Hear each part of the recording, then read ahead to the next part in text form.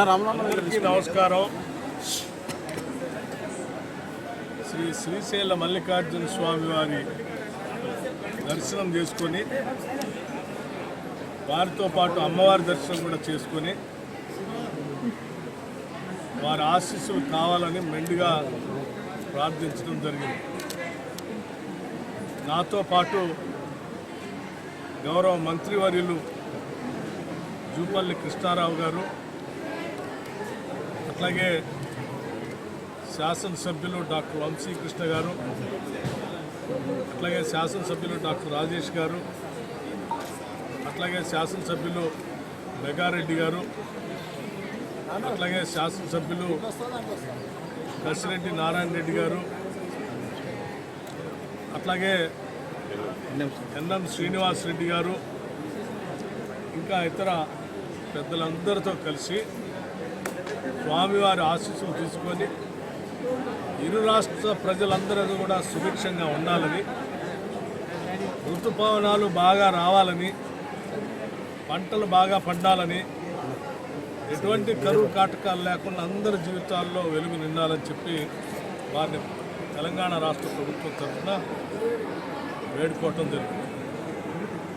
తప్పనిసరిగా రెండు రాష్ట్రాలు కూడా తెలుగు వాళ్ళు ప్రపంచంలో ఎక్కడున్నా కానీ మంచి పేరు తీసుకొచ్చి మంచి ఉన్నత స్థానాలకు ఎదిగి ఈ ప్రాంత ప్రజల అభివృద్ధి కోసం అందరూ పనిచేసేటట్టుగా బాగా ముందుకు వెళ్ళడం కోసం కావాల్సిన ఆశీస్సులు రెండుగా ఇవ్వవలసిందిగా వారిని కోరటం.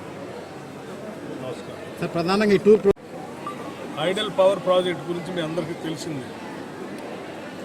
దానికి సంబంధించి ఋతుపవనాలు రాకముందే మాకు ఇక్కడ ఉన్నటువంటి హైడల్ పవర్ ప్రాజెక్టుని సమీక్షించి తద్వారా పెద్ద ఎత్తున హైడల్ విద్యుత్ ఉత్పత్తి జరగడానికి కావాల్సిన చర్యలన్నీ తీసుకోవడం కోసం ఈరోజు సమీక్షా కార్యక్రమాన్ని ఏర్పాటు చేసుకోవడం జరిగింది.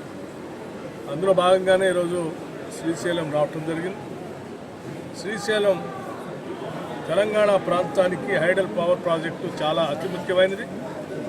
ఆనాటి మహానుభావులు పెద్దలు కాంగ్రెస్ నాయకత్వం ఇటువంటి గొప్ప ప్రాజెక్టులు కట్టి మల్టీపర్పస్ డ్యామ్ కట్టి మా అందరికీ విద్యుత్ వెలుగులు నింపడం కాకుండా అనేక ఇతర ప్రాజెక్టులకు కూడా నీళ్లు అందించేటువంటి కార్యక్రమం కోసం ఉపయోగపడే విధంగా కట్టిన ఆ పెద్దలందరికీ కూడా ధన్యవాదాలు స్మరించుకుంటున్నాం.